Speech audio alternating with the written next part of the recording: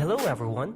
In this video tutorial, we will be showing you the steps on how to create a simple system with database functionality using JDBC. You can always pause the video if you have some trouble following the codes. Make sure to drop a comment if you have some questions and don't forget to click like and subscribe. Just a shout out, thank you so much FlixBeat for providing us a good algorithm in making this program. Now let's take a look how will our program will look like. As you can see, a login screen will appear and will prompt the user to enter its username and password based from the database. If the user entered the correct credentials, a dialog box will open and display the message that the user were able to log in successfully. You can also click the logout button in the main GUI to go back to the login screen. If the user on the other hand entered an incorrect username and password, an error message will appear and will let the user to re-enter its username and password until it is correct. Now let's log into our system using admin as the username and the password. After logging in, the main interface will look something like this. It consists of 4 different J buttons that have corresponding actions once you have clicked it. Now, let's try to click on Display Accounts button. The Display Accounts button will show all the records stored in the database and will be placed in a J table. Initially, all of the records will be shown in the table unless you have specified an account name. Say for example, we would like to search for a name that has an Ian on it. After clicking the search button, the record with an account name associated to Ian will be shown in the table. Same goes through with other names. You may want to modify the program in such a way that it will search specifically the first name, middle name, and the last name.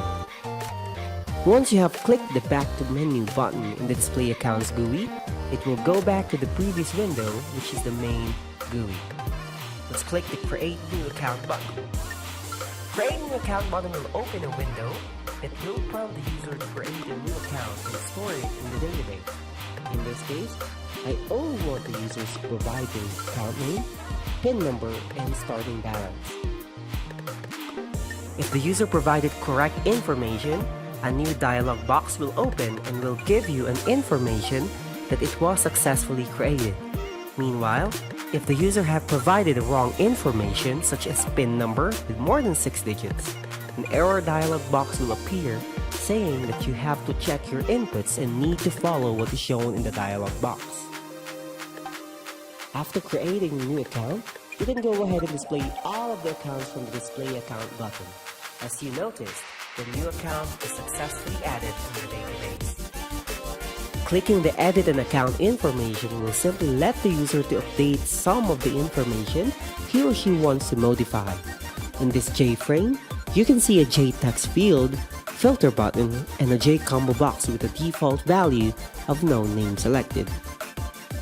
If we click the filter button and leaves a JText field blank, you can see that the JCombo box will show all the values from the database and will be shown as a drop-down list. Every time you are choosing an account name from the JCombo box, the JText fields below will automatically extract the values from the database. Now, let's try to change the account name. Click the Update button and see what will happen. As you can see, after clicking the Update button, a dialog box appeared showing that the data was updated successfully. Now let's try to check the Display Accounts GUI and see that the updated account name was already there in the J table. Lastly, let's try to delete an existing account from the database through the Delete an Account button.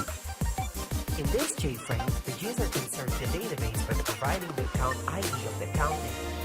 If the user wants to delete the account based from the specified account ID, the user can just click the Delete Account button to proceed with the deletion.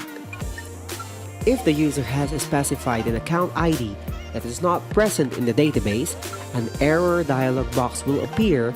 Either the user had provided an account ID that doesn't exist or just an invalid account ID. A final confirmation dialog will appear before you can delete the account. Now, let's see if the account we deleted is not present in the database.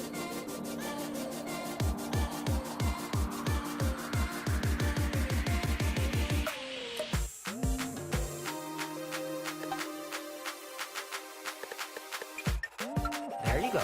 That's it for our program demonstration.